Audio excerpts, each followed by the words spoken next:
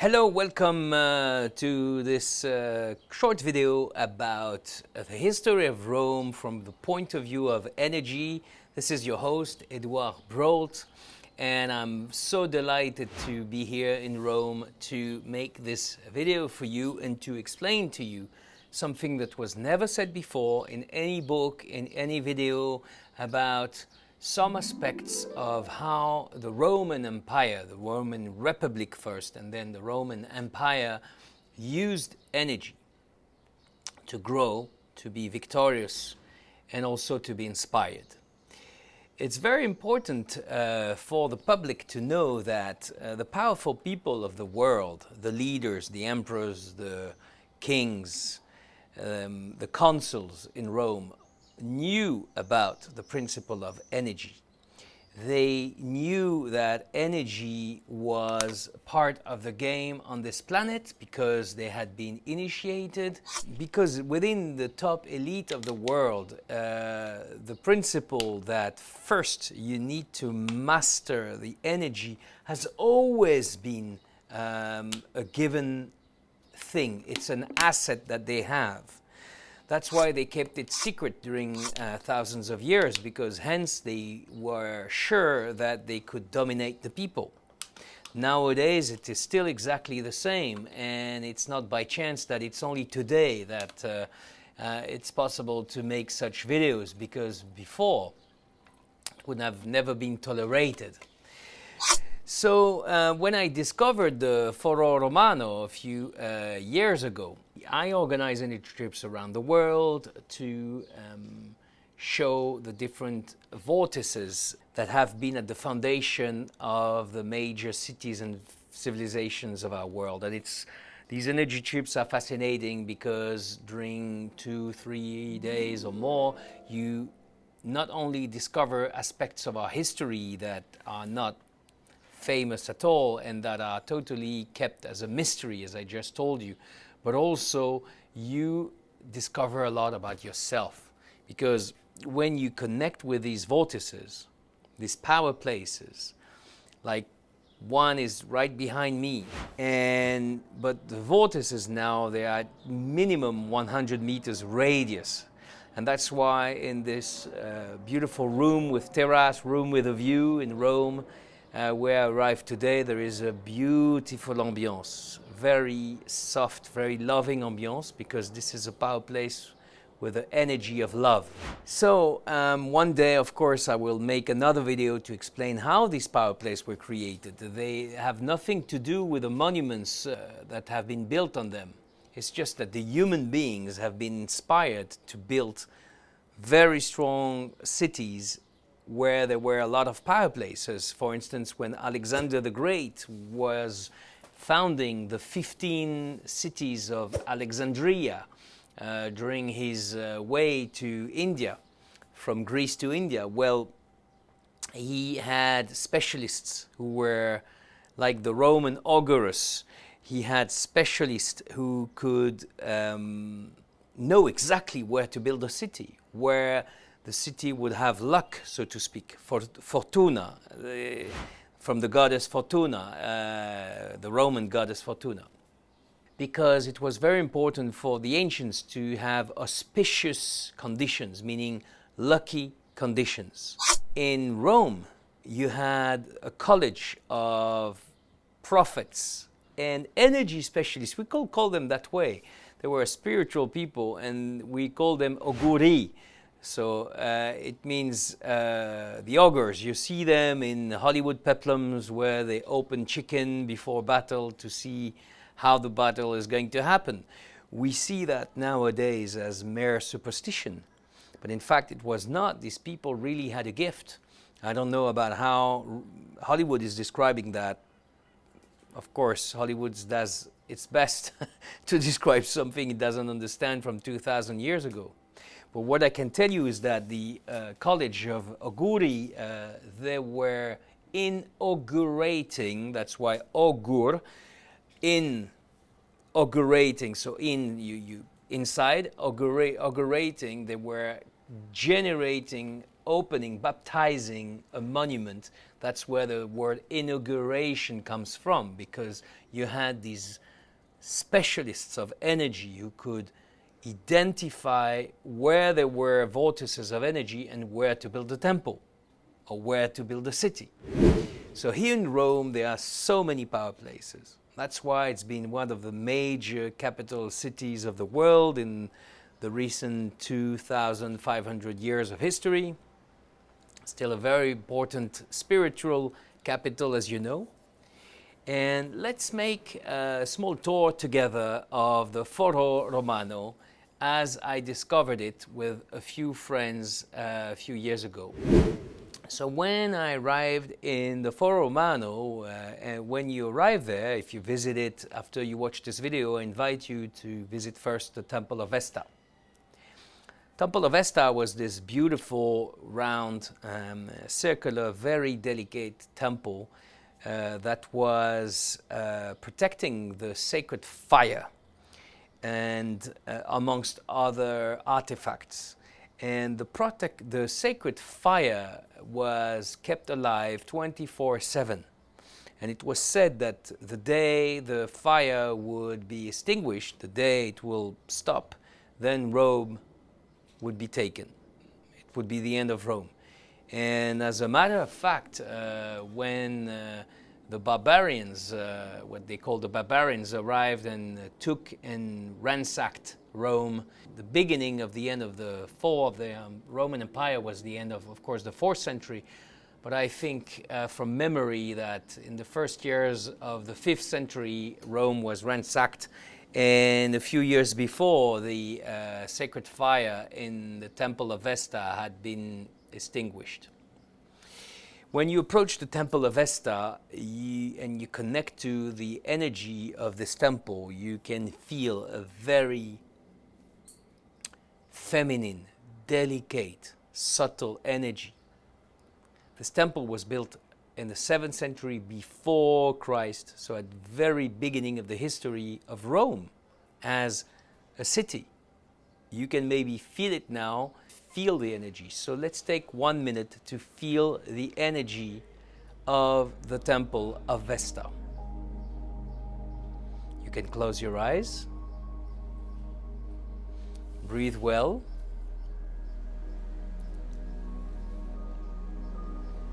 Energy of the Temple of Vesta for you from your home. I have the gift to make you experience any positive energy whatsoever inside of you.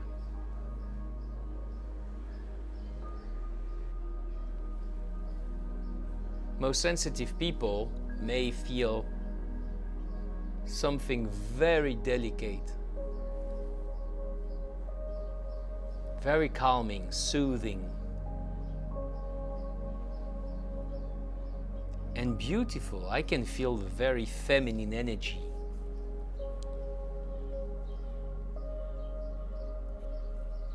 It will be interesting that you tell me in comments if you can feel that energy. Of course, it requires people who have a lot of sensitivity, because it's not easy to maintain the peace, to close the eyes, to do it in front of a video.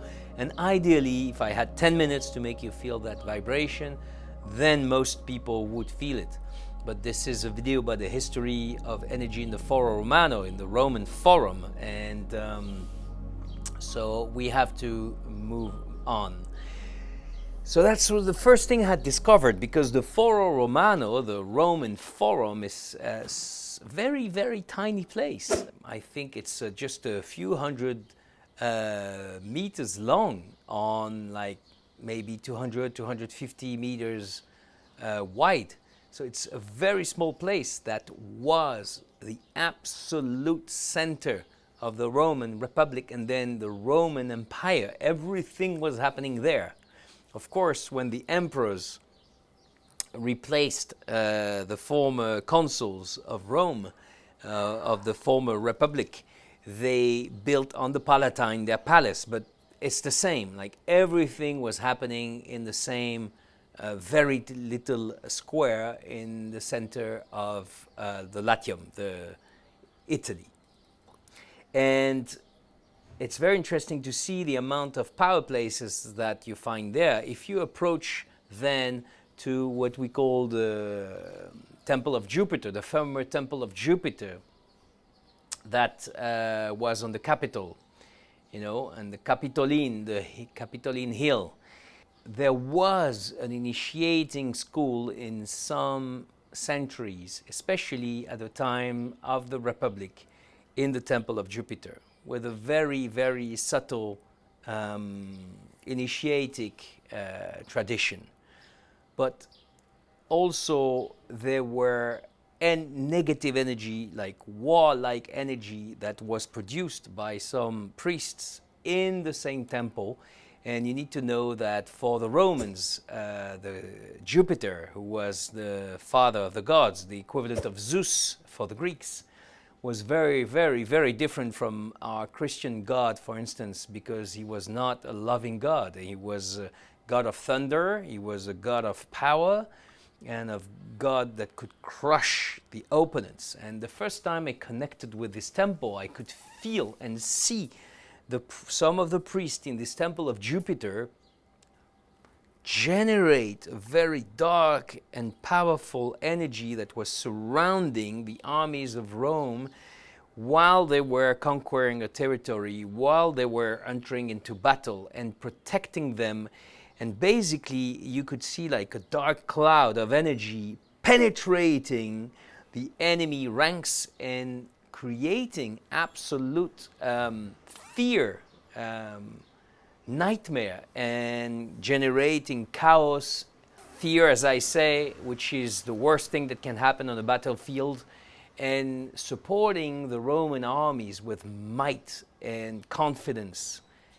It's exactly the same principle that you see in today's rugby, when you have, for instance, the All Blacks from New Zealand who use the old native people's dance, which is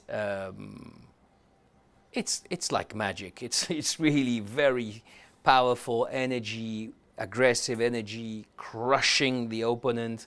And in front of them you have very powerful English, French, or South African players, or from Wales, and then they get crushed, or from Scotland, and they get crushed by this team because they have the energy to crush them. You need to understand, when you enter a room, or when you have somebody who aggresses you with very powerful words, insulting you, or sending you enormous amount of hatred and anger, you are like a sponge. You are impacted by this energy. So imagine if this is multiplied by thousands and it has the power of a whole army. Imagine how powerful this is. And of course you will not find this in books, and historians would say this is foolish, this is rubbish, this guy doesn't know what he's talking about.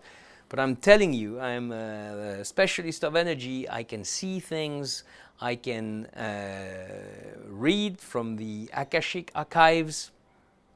And this is, in many cases, what was happening during the conquests of Rome. This is also one of the reasons why Rome was so powerful in its conquest, because Rome was meeting extremely mighty warriors and armies on their way, and they were rarely defeated. So this is where you see that the power of Rome became much less feminine as it started at the beginning, and went to something much more masculine, warlike, with many sacrifices and rituals made also for the god of war, Mars. And when you approach also the temple of Caesar, which is now next to the temple of Vesta, but built something like 600 years later, you have a very egoic energy. Caesar was, of course, an amazing leader and strategist and warrior, and I mean, he was a genius, but he was using negative energy, trust me, and that's why he crushed, for instance, the Gauls in the War of the Gauls. And we estimate for a population of 8 to 12 million Gauls that 1 million were decimated, killed, and 1 million were deported in slavery. So it's like a genocide. And that's the guy we have been admiring for centuries now, calling people the biggest leaders Caesars, Tsars in Russia, or emperors in the Roman Holy Empire. So we have to be careful which models we choose. In the future, we really should choose models of leaders who bring benefits to our world.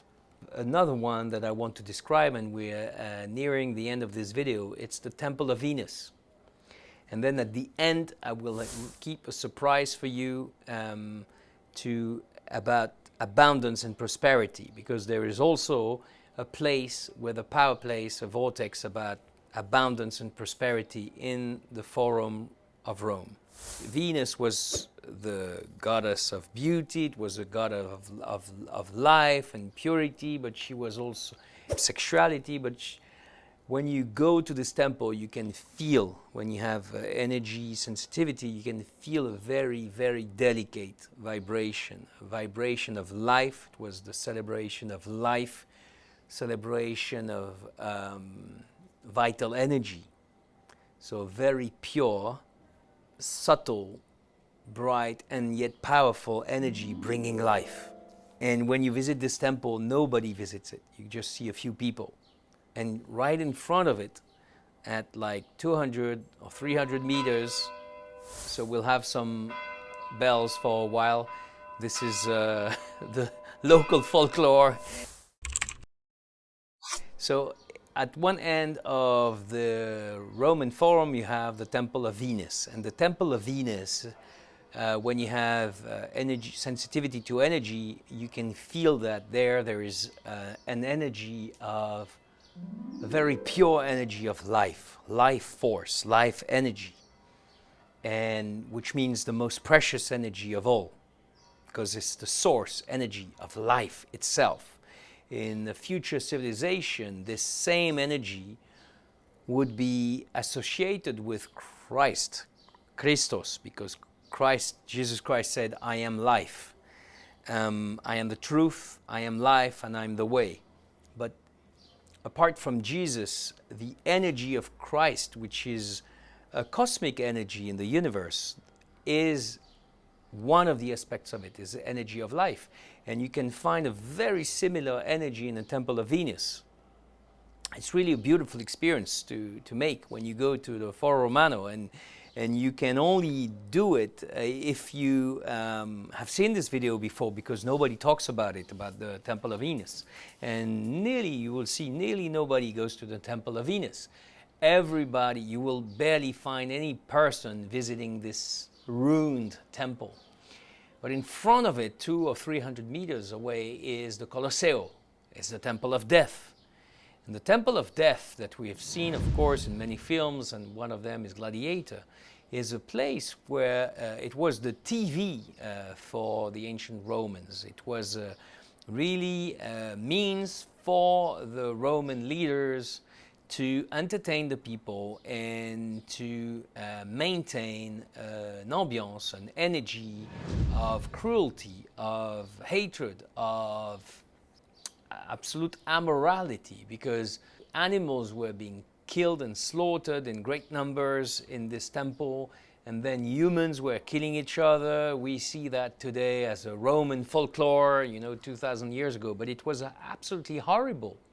Imagine you go to a stadium today and you see a few humans kill each other, and there must be only one surviving. Terrible, terrible, in front of your own eyes, and you go there with your grandfather and your kid. Terrible. So that's what was happening. And as you know, the Roman leaders, and I think it's Juvenal in his book Satire, said panes et circenses. It means it's the decisions of the Roman leaders to say, if you have bread, panes, and circenses, circus, meaning games, then you have happy people. They are entertained, and you can do whatever you want with them. And it's exactly what the entertainment industry is doing with us today. It's keeping us asleep, It's providing, you know, like subliminal messages all the time. And as you see, it's still the same game. People killing each other, guns, machine guns, wars, vampires, you name it. I mean, horrors, crimes, crime investigation, series in hospitals. It's always the same thing, you know. We are being fed with horror made in a nice way, in a well-presented way, so that we can be managed very easily, and so that we remain in very heavy vibrations, and so that we don't awaken to our divine abilities. So of course, if you watch this, you understand it's very important to make choices. When you go to Rome, you can always visit the Colosseum, but visit the Temple of Venus and understand the difference. Colosseum is not very interesting, by the way. It's beautiful on the outside, but in the inside, not so much. And also, in your daily life, make choices, because if you always follow and feed yourself with shows filled with blood, cruelty, sacrifices, and stories of revenge, which Hollywood loves, well then this is the type of vibration that you maintain within you. Basilica Aemilia, which was a place, if I remember well, for the merchants to talk about business, money and business. But the beautiful thing about this basilica, of which we have a series of columns remaining, so we have the map of the basilica on the ground, is that this vortex is activated. I activated all these places in 2017, meaning when you activate a vortex, you make it like 1,000,000 times more powerful. It's like a tap that you open. And for some reasons, I have the potential, the gift to activate these places. And when you connect with the power place of the Basilica Aemilia, you are in connection with a very rare vibration for a power place of abundance and prosperity. And it's even more connected with prosperity than abundance. So let's experience that together. This is the gift, my gift for the end of this video. I invite you to close your eyes one last time. And now we have the energy of prosperity from Basilica Aemilia.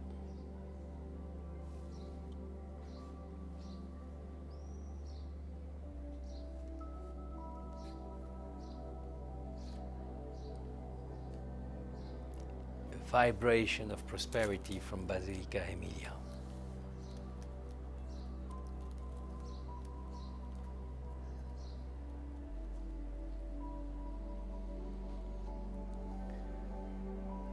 If you're sensitive, you can feel something that is much closer to your hips and legs and feet. It's much more, let's say, dense. It's very nice, very pleasant, but it's really related to richness. It's not a vibration like the one of Vesta and Venus that is elevating you and going through the crown chakra. No, this one is going from head to toe, you know, feet to the head. It's very complete. It's very rich.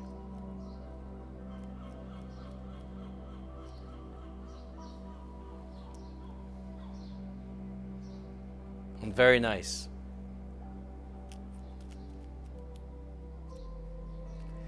So I hope you liked this video. This was a way for me to show you a few elements of the power of this place that is Foro Romano, which was the center of the world and of one of the mightiest empires in the history of mankind, and which remain up to modern day spiritual center, so very powerful place, also political, because trust me, secret societies in Rome and in Italy, they're still very strong at the international level, and connected of course to the spiritual place, spiritual power that is here now in Rome.